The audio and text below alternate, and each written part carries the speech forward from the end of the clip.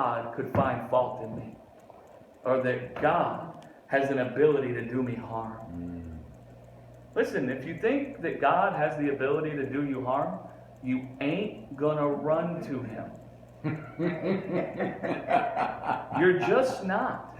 I don't care how much my dad tells me he's my dad, how much he tells me he's going to care for me. I don't care how many books he writes about how he's going to care for me and be good to me. If that guy is busy taking my hand and putting it into the fire every time I do wrong, I ain't going to run to him when I need him.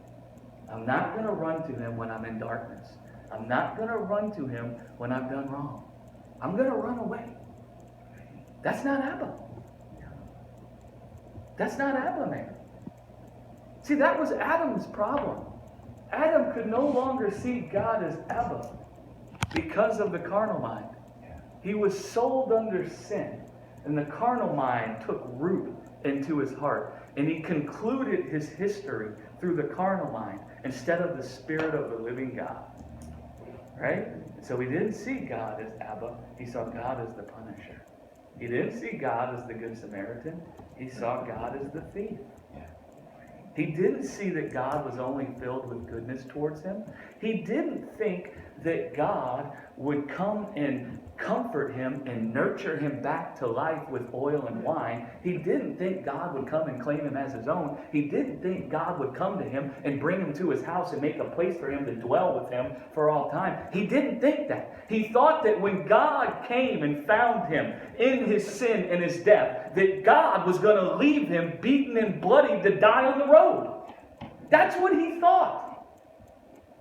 That's why he started clothing himself. See, and that's been the plight of man. From that moment forward, all people believed that about God. He no longer was Abba. Go find God called Abba in the Old Testament. Now listen, there's people who had glimpses of God and his goodness towards people through the Spirit of the Son coming upon them. But you don't find them calling God Abba. Jesus comes calling God Abba. Now Jesus becomes like the last Adam. He takes our sin and our death upon him. Right? And then Jesus, because he's not filled with the carnal mind, he's filled with the Spirit of the living God. He comes to a different conclusion about the way God will be with a person should he find them in sin and death. You know, the conclusion Jesus came to about the way God will be with a person when he finds them in sin and death, do you know what the conclusion Jesus came to was? He will not leave or abandon me. He will not leave me bloodied and beaten to die on the road. But he will come to me. He will comfort me. He will nurture me back unto life with oil and wine. He will take me to his house. He will make a place for me to dwell with him for all time. He will make me a co-heir with him in all that he is and has in himself. That's what Jesus thought. In the midst of being beaten and bloodied and dying on the road.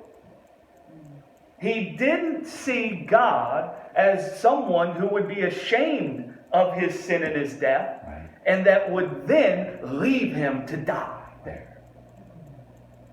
He saw God as the one who would come and raise him up from the grave. Give him his oil and his wine. Raise him up from the grave by the power of the Holy Spirit. See, that's the difference, man. And because Jesus did this, we could now behold ourselves in the face of Jesus.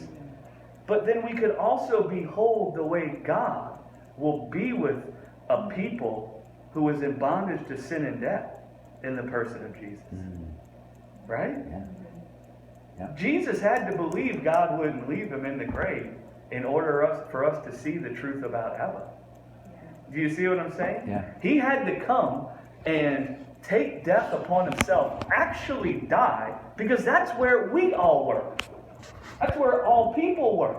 We had to see, how will this guy God be to a person who has all sin and all death? Because we have all sin and all death. We had to see the way this guy will behave. So our thoughts that came from Adam could be washed from our mind. And so Jesus takes our death upon himself and he dies so that we could now see with our eyes and our hearts, what will this guy God really do? And what does he do? Did he leave Jesus beaten and bloodied and dead on the road? No. Did he leave him or abandon him in the grave? No. Was he ashamed of him because he was in sin and death? No. No, no, no. What did he do? He came and he nurtured that guy with life. He comforted him with life. He fed him with oil and wine. He picked him up and claimed him as his own. You know, sometimes we think Jesus was raised from the dead because he performed the works of the law. That's a lie. That would make Jesus a sinner. Right. The whole Bible is about how you can't have life through your own ability. Right. Jesus didn't come and believe on the wisdom of the serpent. He didn't come and eat from the tree of the knowledge of good and evil and say, by my knowledge of good and evil, I will now do all the good and not do any of the evil, and then that will raise me up. You know why Jesus was raised from the dead? Because he simply believed God would raise him. That's why he was raised from the dead. He just believed God would raise him. The reason why Jesus had to be a spotless lamb is because if he had his own sin, then it would do no good for him to take our sin and our death on him. We wouldn't see ourselves in him unless he had our sin and our death upon him. If he had his own sin and death upon him, we could never identify with him. We would just say that guy has only his sin and his death. But he's a spotless lamb, and so that means if he has sin and death on him, it came from somewhere. Guess where it came from? You and me. Okay? Now we don't just see Jesus as the Messiah in the sense of he's God, but now we see Jesus the Son of Man. You're also the Son of Man.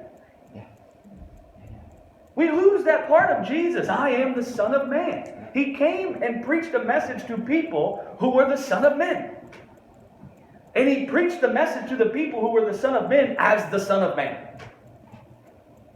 So we have to be able to see ourselves in him. And then when we see ourselves in him, we see his story is our story. And we see that we concluded our story with God through the carnal mind or through Adam. But now Jesus comes and interprets our story for what it actually is. Now we behold our story in the face of Jesus. Yes, man, we are in sin and death. We were beaten and bloodied and dead on the road, man. We were dying and we thought God had left us. Jesus comes and says, listen, man, that's not the correct interpretation. Now he comes and brings the correct interpretation because he reveals in his death what Abba will do. And now we see God as Abba.